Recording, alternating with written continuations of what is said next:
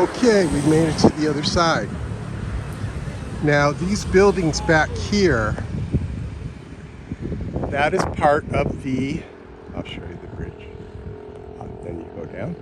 That is part of the Hoyana Resort and Casino, of which I am a frequent guest. You have worker housing apartments there. And then on the far left of the three structures is the resort hotel and casino. And it's right on the beach, but of course you can't see that now. Here on the edge, they have been doing a major construction project here. I think they're building some kind of, I'm guessing, mind you, some kind of wharf for fishing vessels, or perhaps they're getting ready to, on another extreme assumption, another extreme guess, is they're getting ready to build another condominium-like resort or living area, excuse me, right there on the edge of the river. Anyways, do a little bit of a zoom in view. Now, on the other side of the bridge is not Hoi An. This is part of the Quang Nam province. Some other area, don't ask me what it is. Vietnam is divided up into a bunch of shit I don't understand. All I know is mostly directions, where I'm going, where I'm at. I don't really care to try to figure out the names of everything. But anyways, let's have a look around.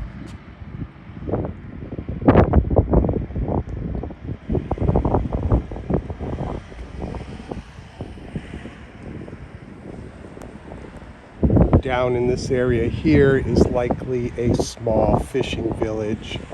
And when I say fishing village, probably all along the edge here is based on the fact that the boats can come in, they can go to the edge, park, process their fish. There's a market down there. I can see a few markets down there where you can buy the fish. I'm sure people come from all over to do that. So it's a, it's a fish village. It's a fish processing center. Excuse me, it's a convenient location, etc., etc.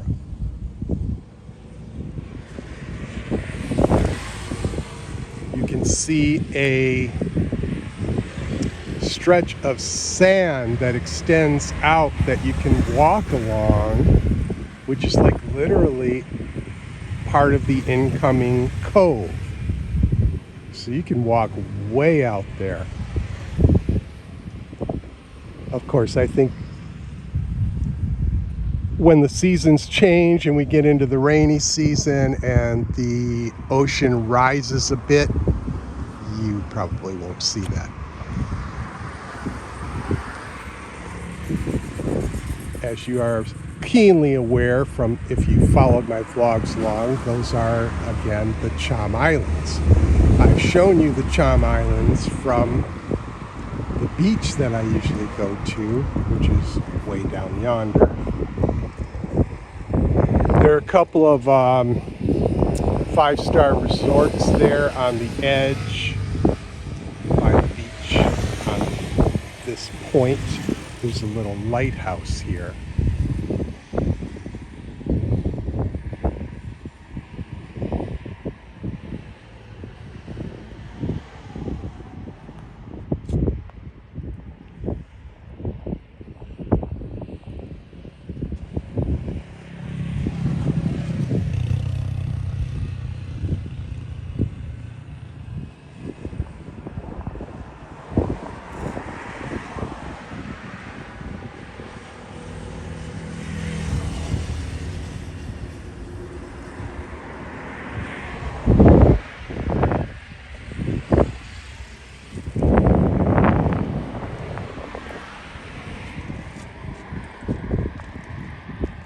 Now, down here on this side of the bridge, you have the larger portion of the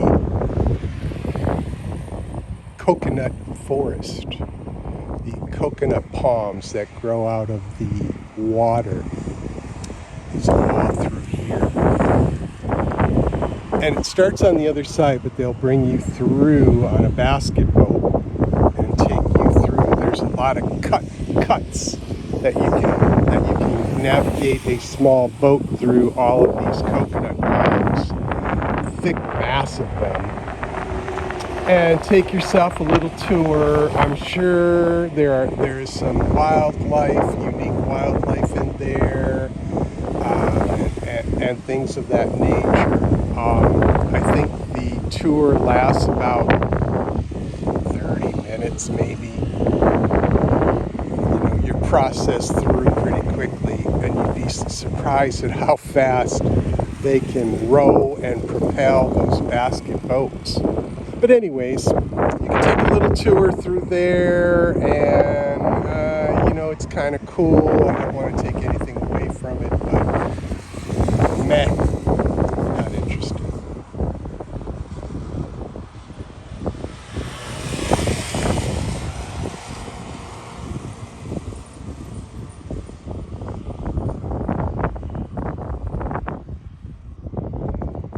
Fishing boats. Another inlet comes in through here.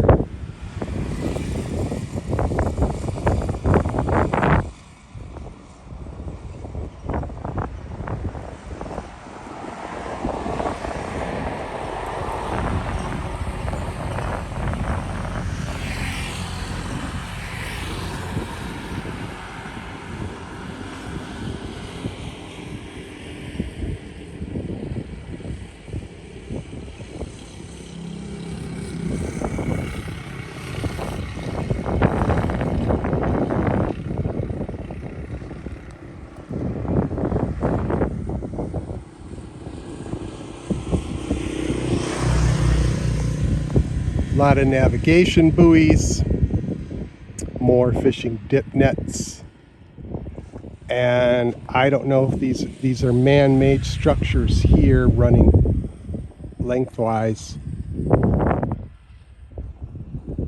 running horizontally to the shore, maybe to break up heavy ocean.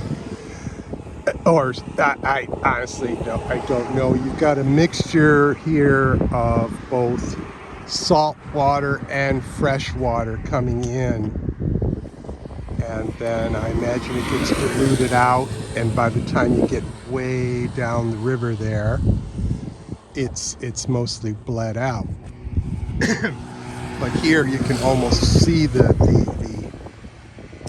line of the debarkation, let's say, of the salt and fresh water combining, almost like a brine.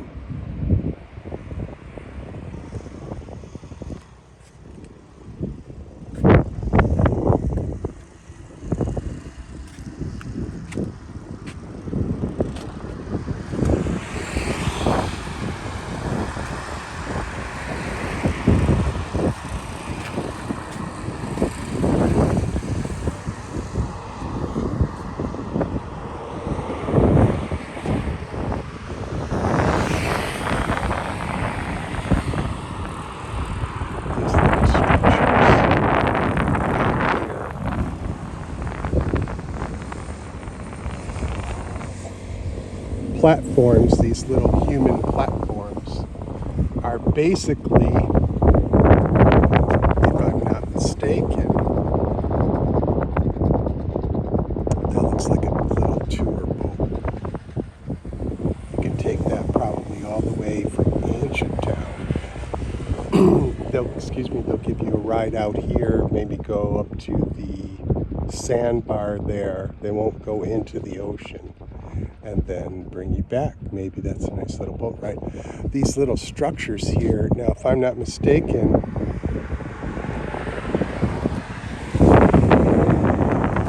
don't drop your phone, whatever you do. This is why the selfie stick is critical, things like this. I don't think they're attached right now, but some kind of net, some kind of dip net thing, I honestly don't know. I'm going to have to research why there's this, rope stretching along to a platform. I honestly don't know if they attach a net to it or honestly what the hell that's all about. But you have you have dozens of these structures stretched out within the quote-unquote bay here.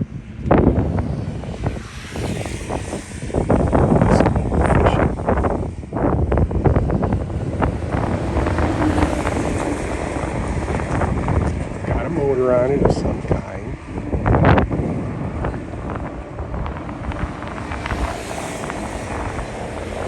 Looks like he's carrying some long bamboo poles, maybe for when he gets into the narrower, shallower areas.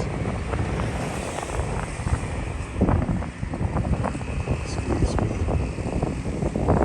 For not holding the camera steady.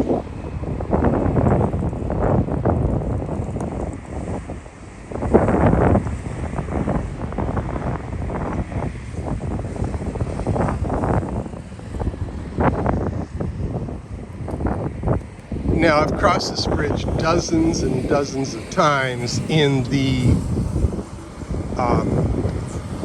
limousine going to and from the casino. But this is the second time. Once I was here with my wife, I believe. We stopped for a few minutes. But this is the first time I've really ever spent any serious time on this bridge looking around. And I'm glad I did it today. And I'm glad I was able to share it with you. Part of my retirement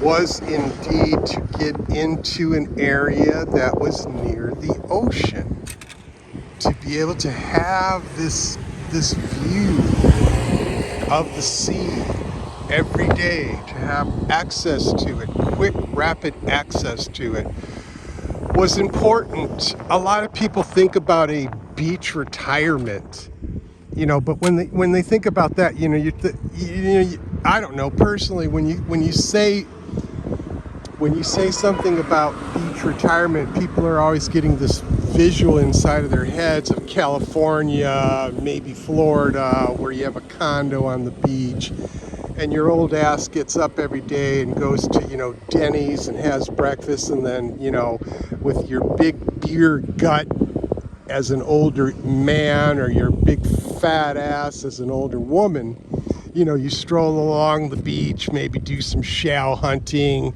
then you stop for lunch, and fuck all that. Was not my idea of a beach vacation or a beach retirement. My idea of a beach retirement was to just simply have the access and also to have sporting activities so I could stay active. I'm not looking to retire yet, even though I was talking to my very close friend back in America the other day, pardon me, and I was saying how, I'll be 63 in a very short period of time. And I said, I can tell, I said, keeping fit and staying in good physical condition in your 40s was quite the challenge. In your 50s, and I'm speaking just personally, it was significantly challenging. And now as I'm entering into my 60s, I tell you, I realize that if I don't get at least, let's say 5 days of, what do the doctors say? What do all the articles and reports say? 30 to 45 minutes of rigorous physical activity. Now, the reports vary. Some say that, you only need to do it like 2 times a week. And some people say it has to be every day and yada, yada, yada.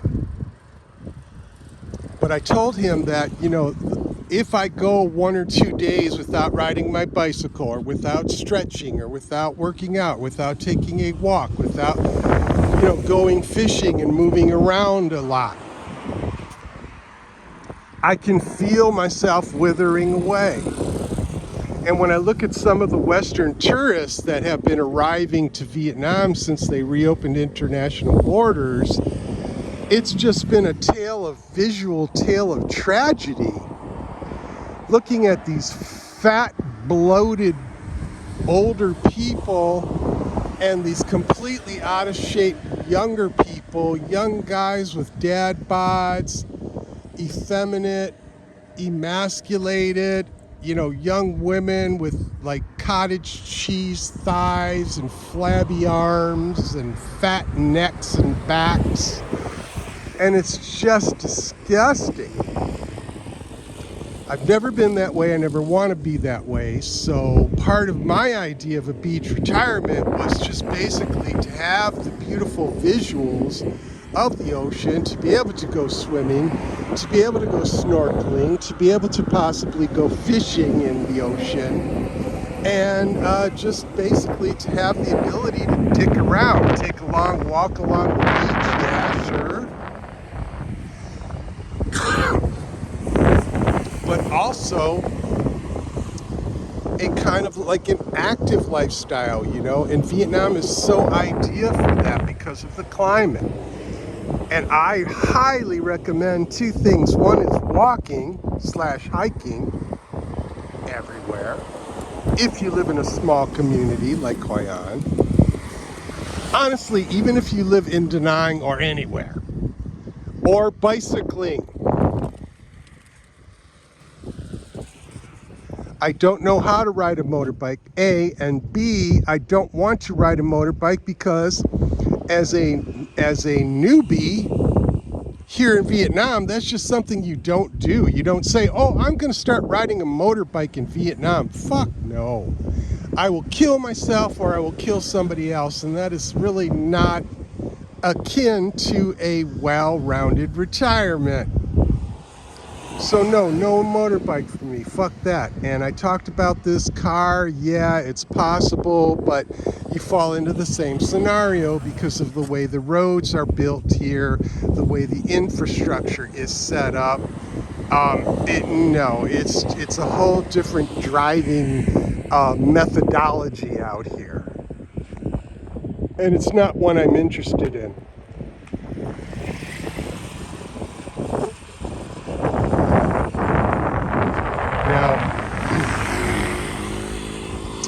The Vietnamese culture, the communist culture, the socialist culture, the ancient history that goes back thousands and thousands of years, way before Western civilization began. They have strange customs. Now, today is going to be what did they say? It's the last super moon of the year. Full moon days in Buddhism, full moon days in the Buddhist calendar are holy days. They're days of worship. There's so many different days of worship and different things that get worshipped. People will come out to the bridge here and they will worship, the gods of the ocean or the weather, or for a prosperous fishing season, or for a less dangerous storm season. I honestly, that's another thing, like knowing the names of the places I'm in, the little places, different provinces, communes, localities, etc. They all have these dozens and dozens of names.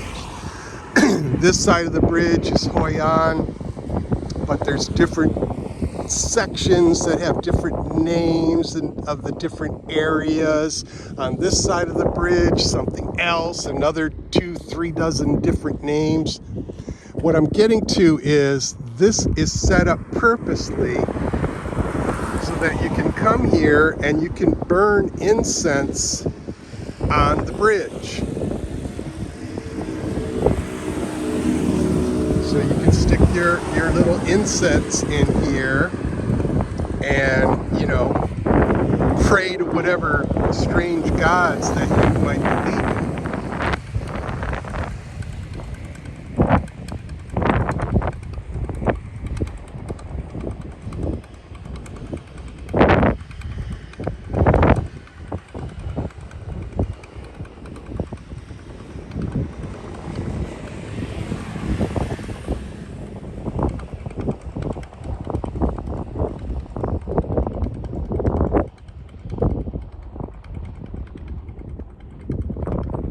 Well, I've really enjoyed vlogging from this point. Now, I had intended to talk about all of the dickweeds that I used to talk about way back in the day, and how they're all gone now, how they've all so suddenly, and it's not really been suddenly, it's been over the course of the last couple of years, disappeared off the face of the earth, or they've had a string of bad luck, or something's just not working out for them. Whereas here with me, everything always works out perfectly. Everything always works out beautifully, because a lot of pre-planning and research went into it. But the most important part was making sure that no matter what, if the world went and shit the bed, I would still be financially sound. So you've got a lot of dickweeds that either left Vietnam or got purged out. The ones that were here, like in Southeast Asia as well. That asshat Greg Bender, Twitchy in Thailand, Eli, the fat guy in Vietnam. Now he apparently, something happened to that fucking dude. He will not disclose what happened to him, but he disappeared off the scene for months, and has recently reappeared and is making cryptic comments to his subscribers that are like, where have you been? What's been happening? His cryptic response comments are, well, not having the we're not having the best year, and a few things happened this year, and then there was something else he alluded to, that my health is not quite the same as it was last year. And you know, it's like, just give a full disclosure. It's just bullshit. Anyways, these people are all finished out here.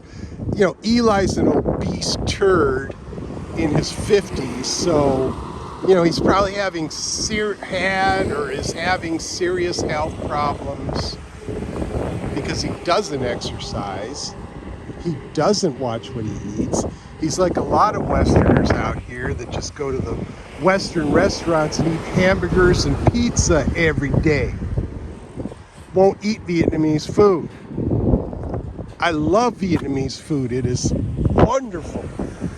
It's some of the tastiest, most delicious food in the world. And if you don't believe me, go look at the few old Anthony Bourdain videos that he did about Vietnam. The guy was absolutely crazy about the food here, and with good reason.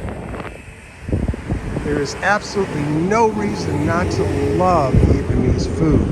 I just think it's absolutely incredible. And man, the health benefits to it. I have never felt better since I came out here and got married and met my wife and just began eating a Vietnamese diet. Do we occasionally? There's a site that I hadn't seen for years. Tour buses filled, jam-packed with tourists, taking people around and around. Anyways, Vietnamese food is good, nutritious, and healthy, and primarily vegetable-based.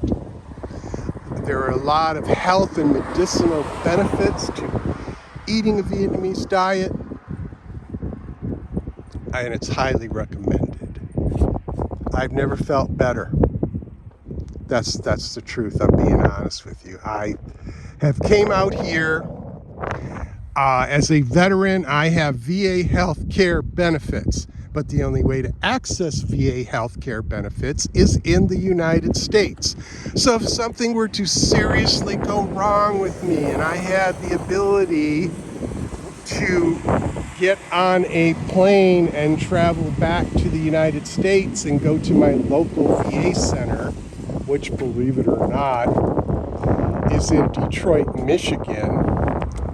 Yeah, I know what you're thinking, but actually the VA facility there is pretty nice. It's not that old. They built a brand new one. It's pretty good. I don't know about the people working there. You know, I don't know if I would go in there and get abused by $15 an hour orderlies. I don't know, honestly, but if I don't think I would do it, quite honestly. Now, I've been out here in Vietnam now for over 3 years, and I've not had a single, aside from occasional cold, I have not had a single serious health problem.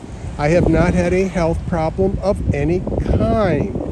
And I think that has to do with the diet and the exercise and, blah, blah, blah. And I'm beyond or at the age where, shit's supposed to start happening. Knock on wood, it continues this way. But yeah, man, it's I contribute it to the diet and exercise. Simple formula. Eat right, exercise, and you're going to be okay. But yeah, I came out here butt naked in terms of health care. I don't have any health insurance, but excuse me, I do have the finances. Health insurance here, health care here in Vietnam is significantly cheaper than it is in the West. So if something were to happen to me, I highly doubt I would go back to America for treatment. I would just stay here, go to one of the better private hospitals, and just pay for it out of my own pocket, flat out.